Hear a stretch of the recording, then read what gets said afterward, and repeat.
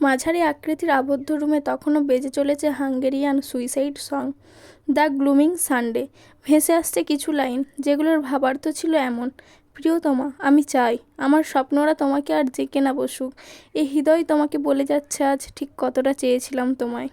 ধীরে ধীরে ভেতরে প্রবেশ করে পুলিশ। শুরুতে হালকা আলো, বাকিটা আবছা অন্ধকার। মেঝেতে রক্তের ফোয়ারা, সাথে ছোট ছোট মাংসের টুকরো। টেবিলে বৃহৎ হাত পা মাথা চোখ টুকরো টুকরো করে সাজানো, সব যেন সাজিয়ে রাখা হয়েছে কোনো প্রদর্শনীর জন্য।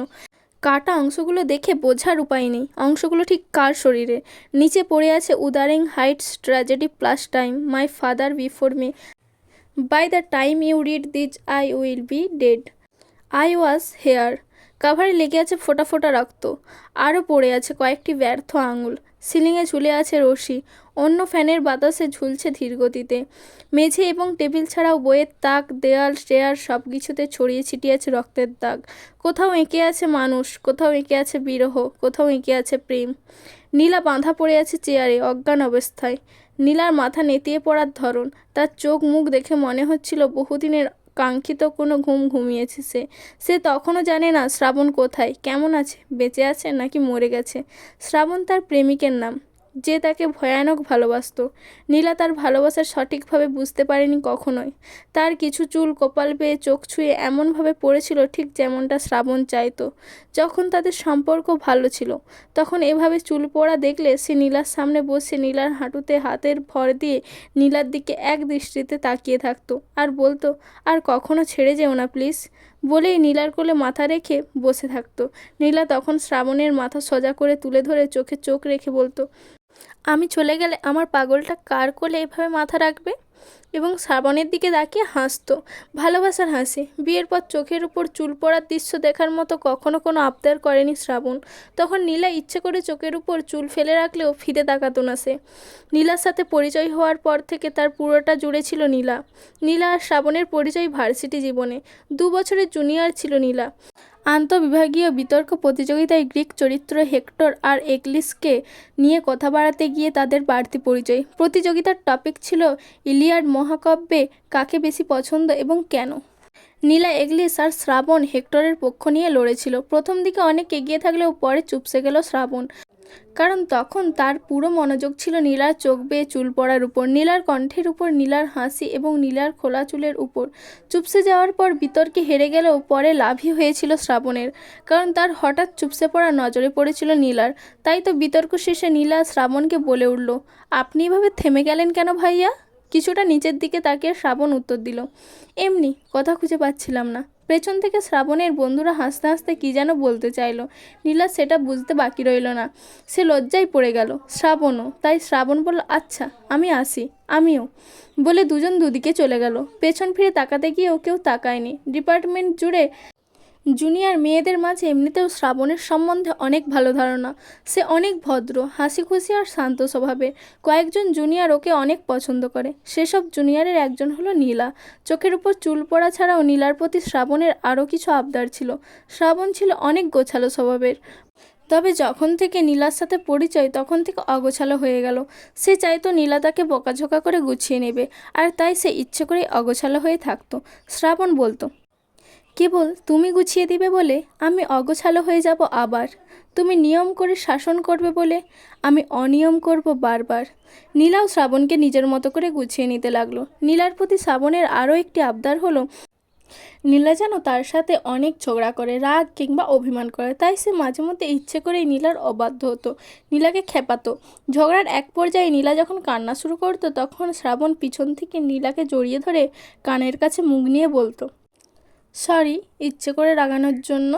এতে নীলার রাগ না কমে বরং বেড়ে যেত, আর বলতো, এরকম ঝগড়া করলে আমি সত্যি একদিন দূরে চলে যাব। নীলা দূরে চলেও গিয়েছিল, তবে দূরে গিয়েছিল শ্রাবণের অতিরিক্ত অধিকার দেখানোর কারণে। অতিরিক্ত অধিকার দেখানোটা একসময় নীলার মনে তার জন্য বিরক্তির জন্ম দেওয়া শুরু করে, আর সেই বিরক্তি থেকে বাঁচতেই তৃতীয় ব্যক্তির উদয়। তৃতীয় ব্যক্তিটি আসাতে নীলা অনিচ্ছাকৃতভাবে ঝুঁকে পড়ে তার উপর। আর শ্রাবণ তার পুরনো একাকিত্বের। শ্রাবণের একাকিত্ব ছিল ছোটবেলা থেকে। তার বাবা ছিলেন একজন ব্যবসায়ী, সারাদিন বাহিরে বাহিরে থাকতেন। বউ আর ছেলেকে তেমন সময় দিতেন না তিনি। শ্রাবণের বাবা মায়ের মাঝেও তেমন ভালো সম্পর্ক ছিল না তখন। সম্পর্ক ভালো না থাকার পেছনে প্রধান কারণ এক পরনারীর উপর লোভ ছিল শ্রাবণের বাবার। টাকার কারণে পরনারীকেও হাতের মুঠোয় পেয়ে গেলেন তিনি। এই নিয়ে স্বামী স্ত্রী দুজনের মাঝে ঝগড়া হতো প্রায়, অনেক মারধরও করতেন শ্রাবণের মাকে। রাতে যখন ঘুম ভেঙে গিয়ে মারধরের শব্দ কানে আসতো শ্রাবণের, তখন সে বিষয়টা মেনে নিতে পারতো না। শ্রাবণের মা যখন একা একটি রুমে এসে কান্না করতেন, সে তখন আড়াল থেকে দাঁড়িয়ে দাঁড়িয়ে মাকে দেখতো, কখনো কাছে যেত না মায়ের। বাবাকেও ভয়ে কিছু বলতে পারতো না কখনো। যখন পরনারীর ওপর বাবার লোভ বিষয়টি ভালোভাবে বুঝতে পারলো, তখন থেকে বাবার উপর ঘৃণা জন্মালো তার। একটু ঘৃণা জন্মেছিল মায়ের উপরও। ঠিক তখন যখন তিনি দ্বিতীয় বিয়েতে মত দিলেন। মত দেওয়া ছাড়া আর কিছু করার ছিল না মায়ের। শ্রাবণের মায়ের দ্বিতীয় বিয়ে হয়েছিল ছাড়াছাড়ি হওয়ার কয়েক মাস পর। শ্রাবণ তখন বিশ্ববিদ্যালয়ের ছাত্র। বাবা মায়ের ছাড়াছাড়ি হওয়ার আগ পর্যন্ত সে তার বাবা মায়ের রুম থেকে সবচেয়ে দূরের রুমে থাকার চেষ্টা করত, যেন মায়ের কান্নার আওয়াজ তার কানে আর না আসে। সব কিছুর পরেও প্রায় প্রতিদিন ঘুম ভেঙে যেত তার। প্রতিদিন মায়ের রুমের পাশে দাঁড়িয়ে থাকা হতো অনেকক্ষণ। এ যেন এক নিত্যদিনের অভ্যাস, এ যেন এক না বলা দায়িত্ব। শ্রাবণের মা আরও আগেই ভাইদের কাছে চলে যেতেন যদি শ্রাবণ না থাকতো। শ্রাবণের কথা ভেবেই তিনি যন্ত্রণা বয়ে এসেছিলেন। মায়ের কষ্ট শ্রাবণ বুঝতো, শুধু মুখ ফুটে মাকে কিছু বলতো না। মা চলে যাওয়ার পর শ্রাবণ আরও একা হয়ে গেল। তবে একটা কথা ভেবে শ্রাবণ নিজেকে সান্ত্বনা দিত এই বলে যে মায়ের মার খাওয়ার শব্দ কিংবা তারপরের কান্নার শব্দ তাকে শুনতে হবে না আর। তবুও প্রতি মধ্যরাতে ঘুম ভেঙে যেত শ্রাবণের। মা মা বলেই চিৎকার দিয়ে জেগে উঠত সে। শ্রাবণের মা চলে যাওয়ার কয়েকদিন পর তার বাবা দ্বিতীয় বিয়ে করলেন, সেই পরনারীকেই। বিশ্ববিদ্যালয়ের কিছু বন্ধু যারা জেনে গিয়েছিল শ্রাবণের সব, তারা প্রায় নিজেদের মাঝে শ্রাবণকে নিয়ে হাসাহাসি করতো তার বাবাকে নিয়ে, বাবার সেই পরনারী, এমনকি তার মাকে নিয়েও। বন্ধুদের কথাগুলো বুঝতে পেরে কারোর সাথে মিশতে চাইতো না শ্রাবণ। একা একা থাকতো। মা চলে যাওয়ার পর বাসা তার কাছে এক যন্ত্রণা এবং দুঃস্বপ্নের নাম হয়ে দাঁড়ালো। যে বাসায় তার মায়ের সকল স্মৃতি, যে বাসা মধ্যরাত হলে ঘুমের ঘোর তাকে নিয়ে যেত মায়ের রুমের কাছে, যে বাসায় পরবর্তীতে তার মায়ের আসন দখল করলো সেই পরনারীটি, সে বাসাতে আর কোনোভাবেই থাকতে পারছিল না শ্রাবণ। তাই বাবাকে জানালো তার প্রথম চাওয়া, আমি কিছু বলতে চাই। কথাগুলো হয়তো আপনি জানেন, কিংবা না জানলেও আমি বলার পর খুব সহজে বুঝতে পারবেন কথাগুলোর কারণ। এ বাসায় থাকতে আমার একটুও ভালো লাগছে না আর, এবং কেন লাগছে না তা আপনি খুব ভালো করে জানেন আশা করি। কিছু বলতে হবে না এ বিষয়ে। আমি চাই আমাকে বিশ্ববিদ্যালয়ের পাশে একটি মেস কিংবা একটি ছোটোখাটো বাসা ভাড়া করে সেখানে থাকার সুযোগ করে দিন। এতে আমি অনেক উপকৃত হব। সব কিছুর পরেও বাবা ছেলের কষ্ট বুঝতো, তাই ছেলের কথা মতো এক 5তলা দালানের চিলেকোঠার ঘর ভাড়া করে দিলেন। ব্যাংক অ্যাকাউন্ট খুলে দিলেন, নিয়ম করে প্রতি মাসে টাকা পাঠাতেন তিনি।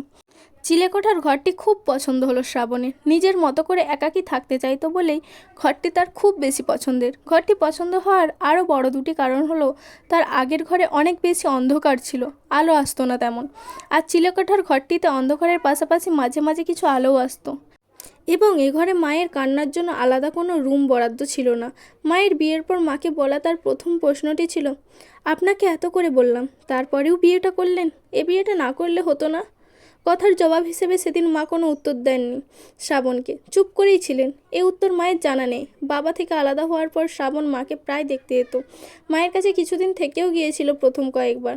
তবে যেদিন থেকে মায়ের দ্বিতীয়বার আসা যাওয়া শুরু করলো, সেদিন থেকে মায়ের কাছে যাওয়া কমে গেল শ্রাবণের। যেদিন প্রথম মায়ের দ্বিতীয়বারকে শ্রাবণ দেখলো, তখন সে কথা বলছিল মায়ের সাথে।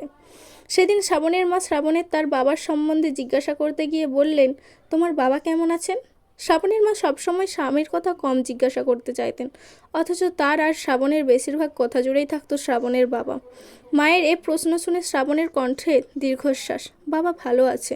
তুমি ঠিকমতো পড়াশোনা করো? হ্যাঁ। পরনারীটির কথা জিজ্ঞাসা করতে গিয়েও থেমে গিয়ে আবার বললেন, নতুন মা তোমার সাথে কথা বলতো?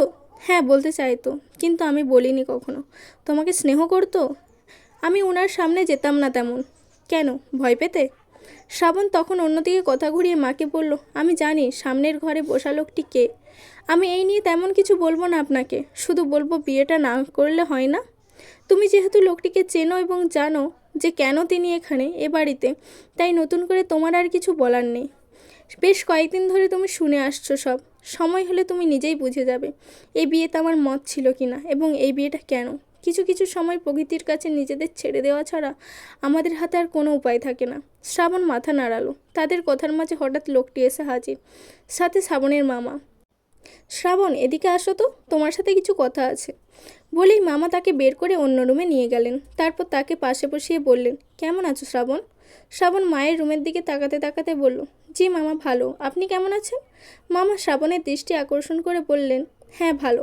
তারপর শ্রাবণ নিচের দিকে তাকিয়ে জিজ্ঞাসা করলো, মায়ের বিয়ে দেওয়াটা কি খুব দরকার?